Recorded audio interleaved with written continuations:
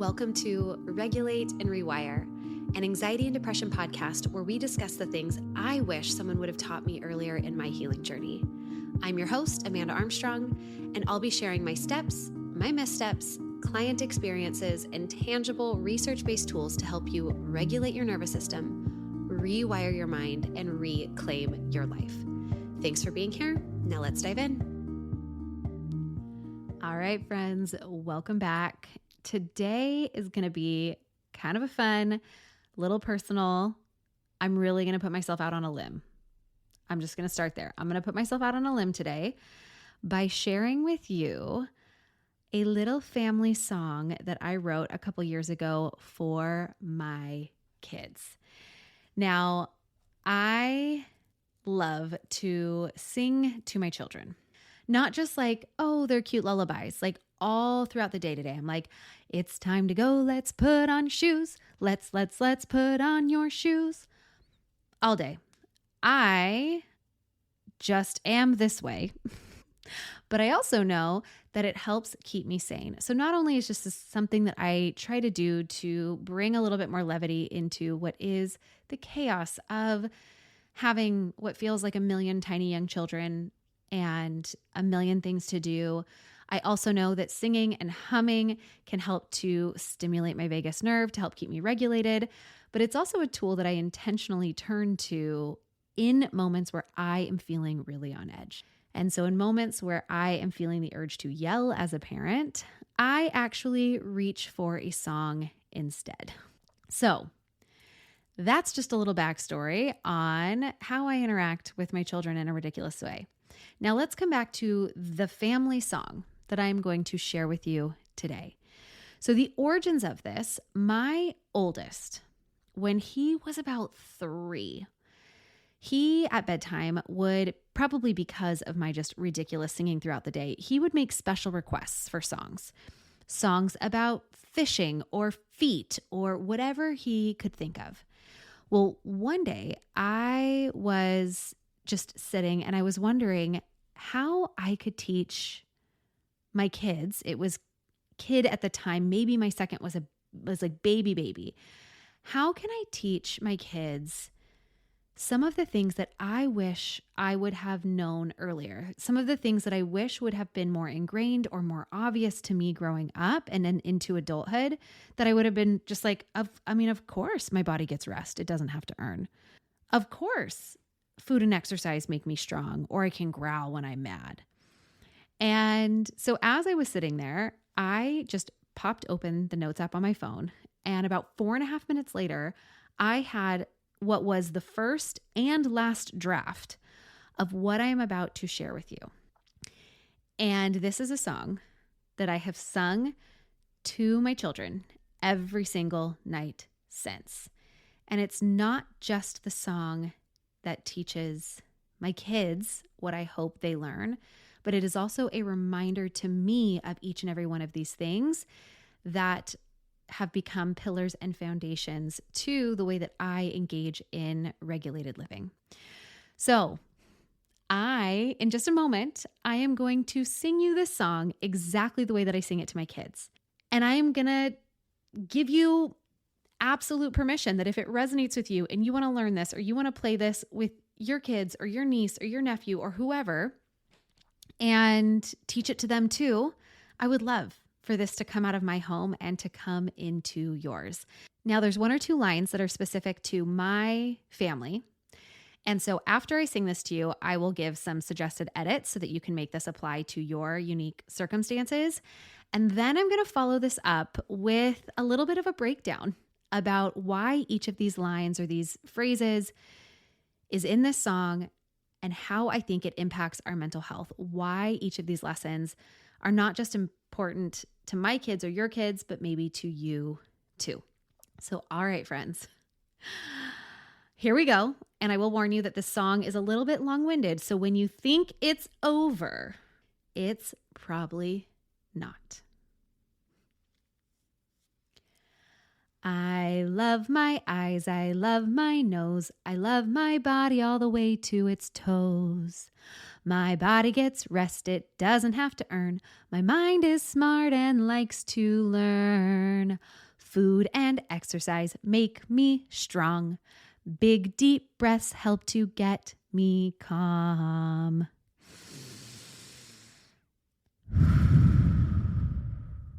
I can cry when I'm sad or growl when I'm mad. We say prayers to give thanks for what we have. Mom and dad are always there for me. I stand up against any wrong I see and always remember I can do hard things. Okay, that's it. That's my family song. Now, in case you want to sing this with your family too, and it looks differently than mine, you can swap out where it says mom and dad. So mom and dad are always there for me to mom and mama or Grammy. My auntie's always there for me, or just generically, my family's always there for me. So you get it. You can customize that part to your needs, to your purposes. And if prayer isn't something that you or your family does, you could very easily swap out that line. So the line that goes, we say prayers to give thanks for what we have. You can say, we remember to give thanks for what we have. Okay, now, before I die of embarrassment that I just sang this for thousands of you, I'm going to shift gears and share a little bit about why each of these lines matters for me, for my kids, for myself, and how they support specifically even my healing. So this first line, I love my eyes, I love my nose, I love my body all the way to its toes. It is really hard to heal something that you hate. It is much easier to heal something that you love. And if loving all of you feels like too much right now, can you love what your body allows you to do? Can you love that it's with this body that you can hear birds, that you can hug babies, that you can laugh with a friend? Is there something that you can love that your body allows you to experience? There is so much out in the world. There are so many companies and products and people that benefit from us looking in the mirror and feeling perpetually dissatisfied with our stretch marks, our wrinkles, the natural parts of ourselves. And there are so many messages about what our bodies are supposed to look like. I am not immune to that. I see a vastly different body when I look in the mirror post the last 5 years of growing babies and the things that I've been to. I see lines setting on my face, and singing the song to my kids each night also acts as my own conscious and subconscious reminder to look at all that I see with a measure of acceptance, appreciation, and love. The next line, probably the thing I need to hear the most, is my body gets rest, it doesn't have to earn. This line likely stands without explanation. I want my kids to value work, hard work, and productivity, but not as a constant precursor to rest. If you need rest, rest. Quit asking yourself more than you have the capacity for. There's always going to be more to do. When you need rest, rest. The next line, my mind is smart and likes to learn. Our brains like to learn. They are capable. They are adaptable. We learn things at school academically. That's in a lot of ways how I refer to this line for my kids. Your mind is smart. It likes to learn. They're also learning how to tie their shoes and make food for themselves. And so we focus a lot, but we also learn new ways of coping, new ways of being kind. We can learn new hobbies, better ways of communicating with each other. We can learn new beliefs about ourselves, others, or the world. And so this is just the reminder of the fact that your brain is neuroplastic. Every unhelpful habit or coping skill you have, it learned.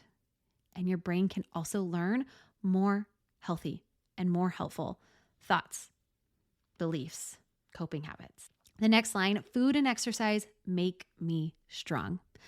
I talk a lot about this with my kids. My 6-year-old can look at his plate and he'll be like, Mom, I think that's a carb and that's a fat and that's a protein. And we talk about how our bodies need all of them, how all of these different macronutrients have really special jobs for our brain and our body. He knows that we try to eat them in a balanced way. He also knows that food is really fun and it's something to be enjoyed. Exercise as well. Exercise is modeled. It's not just something that we talk about. It is something that I model, that they see me do, that we do together. They watch me lift weights. I tell them I need to go to the gym so that I can be so strong to throw you in the pool. We talk about how exercise is something we do to take care of our bodies, never to punish it. I never tie exercise to food unless it is, hey, I need you to eat enough so you have enough energy to go to soccer practice. I am making sure that I'm getting enough protein so that my muscles can grow big and strong. We also talk about how exercise is one of the most important things that we can do for our brains to be healthy and for our minds to be clear. There are times, my two oldest are boys, and if you do not have at least two boys or have had two young boys in your household at the same time, we are living a different life. It is chaos, and sometimes those kids just need to move. I am so lucky I have a neighbor who has this really steep hill as part of their lawn, and they let me run my kids up that hill.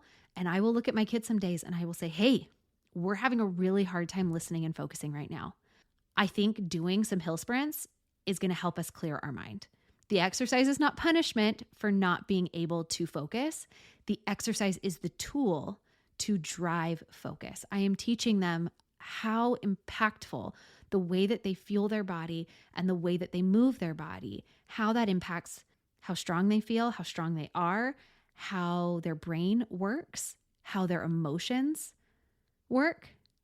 So food and exercise make me strong mentally, physically, and emotionally. Next line, big deep breaths help to get me calm. And then we take that deep breath together. I want my kids to understand and have experience with the fact that there are physiological levers that they can pull on when they need it. When they need a moment to pause, to settle, to calm. Something I say often to my kids is, hey friend, we can take a breath or a break right now. What do you want to do? And when inevitably sometimes they're wiry and they reply like, I don't want to, I simply repeat it calmly. We can take a breath or a break right now. What do you want to choose? And they usually choose a breath because every single night they hear, big deep breaths help to get me calm. They take a deep breath for me. They've had this experience. It's not a regulation tool or a practice they're being introduced to for the first time in a moment of dysregulation. They're familiar with it. And sometimes they don't pick something, or they're already so dysregulated they can't take that breath. So that's when I step in and I make the choice for them, and we take a break and we step away from whatever we need to until they can take that breath. And then this next line, I can cry when I'm sad, and we like rub our eyes and kind of act it out, or growl when I'm mad. So my kids, like I've already said, my oldest two are boys and my youngest is a girl. There is some gendered nuance, I think, to this. There's a universal that applies to all of us, but it is so important for my boys to know that it is okay to cry, because I think society will tell them contrary the loudest. And for me, it is so important that my daughter knows that she is allowed to be mad, because I think society will tell her the loudest that that's not okay. And another layer that I bring to this often with my kids is that while all emotions are okay, all behaviors are not. I also know that emotional regulation is a skill. Being with your emotions long enough to feel them through is a practice, something I didn't get a lot of support with growing up. So I am doing my best right now to do a little different for my kids. And then again, this acts as that constant reminder for me too, that I'm allowed to cry. I am allowed to cry when I'm sad. Things are allowed to feel big and hard for me too as a parent. I am also allowed to be mad, and I'm allowed to make that mad known, whether that's through a growl or my words. I do not need to shrink my experiences to keep somebody else comfortable. While myself, and I'm teaching my children, We also need to take accountability for when we inappropriately spew our dysregulated emotions on somebody else in a harmful or hurtful way. Okay, next line. We say prayers to give thanks for what we have. For our family, this touches on the idea that there is something bigger than us that we can turn to, that's there to hold us, that gives to us very generously. And then the importance of gratitude, which there is so much research on the positive impacts of priming our minds towards gratitude for our mental health. The next line is mom and dad are always there for me. And the word for me here is always. They need to know this. It is so important that my kids know that I am always there for them. And it is a reminder for me that I will have to continue to show them the ways that I am a trusted space in a way that each of my kids uniquely need as they grow up. And so this is a call for me to own my own healing, to own my own regulation, so that I can be a calm and anchored parent for them in the moments that they need it most. So I don't project my hurt, my pain, my past, my fear, my anxiety on the moments where they need me to be steady and calm, to celebrate with them, or to help hold them accountable, to help them know how to repair ruptures that they've done, all of it. Then this next line, second to last one, we're almost there. I stand up against any wrong I see. And this is because for me, this is a family value. We do not see harm and stay quiet about it. We keep our eyes open to the people and the world around us, and we do good. We are helpers. We are here for each other, and that's just about the most important thing that there is. And then this final line, and I always remember that I can do hard things. This is to teach my children resilience, to remind myself of resilience.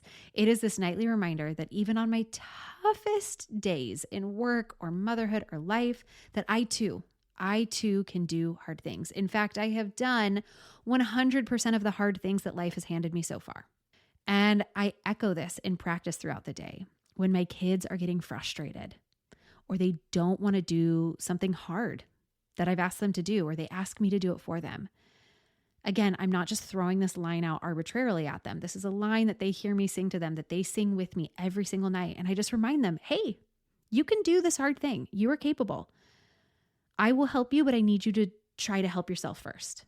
And it's my job to let them learn how to do the hard thing. It's my job to let them be in the frustration, to be in the discomfort of that hard thing. It takes a lot of consistent effort on my part to let my kids stay in their struggles. And of course, it's in an age-appropriate way. But not only am I okay with my kids being frustrated and doing hard things, I intentionally create scenarios in their life where they have to face that, because resilience through hard things is a skill. And it is one of the skills that is most correlated to traumatic imprinting, to mental health outcomes, to success outcomes in almost every single domain of somebody's well-being and life. I think this is maybe this, and that we take care of other people, both of those things. And the hard thing sometimes is standing up for the wrong thing you see. But this is such an important skill that I need to instill in my children and remember in myself. So ultimately, this little family song was, again, something that I came up with just one day. And it was a way that I could teach my son some things that I thought would be important for him.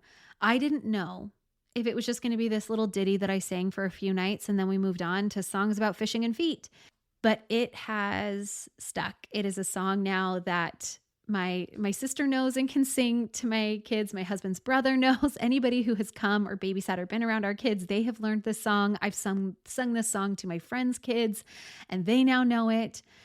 I have come to deeply love and cherish the way that this balances out the importance of being with hard feelings, asking for help, knowing that you're supported, digging deep, doing the things you know you need to do when you need to do them.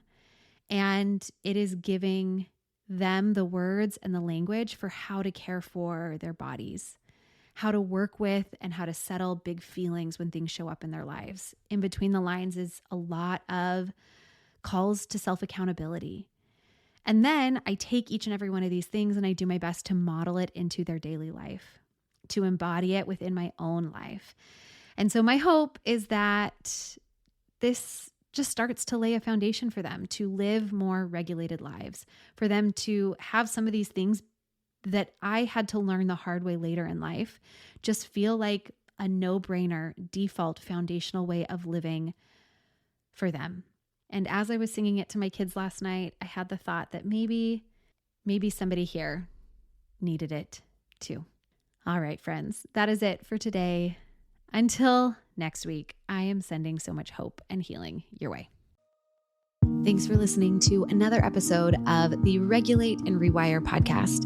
If you enjoyed what you heard today, please subscribe and leave a 5-star review to help us get these powerful tools out to even more people who need them. And if you yourself are looking for more personalized support in applying what you've learned today, consider joining me inside Rise, my monthly mental health membership and nervous system healing space, or apply for our one-on-one anxiety and depression coaching program, Restore. I've shared a link for more information to both in the show notes. Again, thanks so much for being here, and I'll see you next time.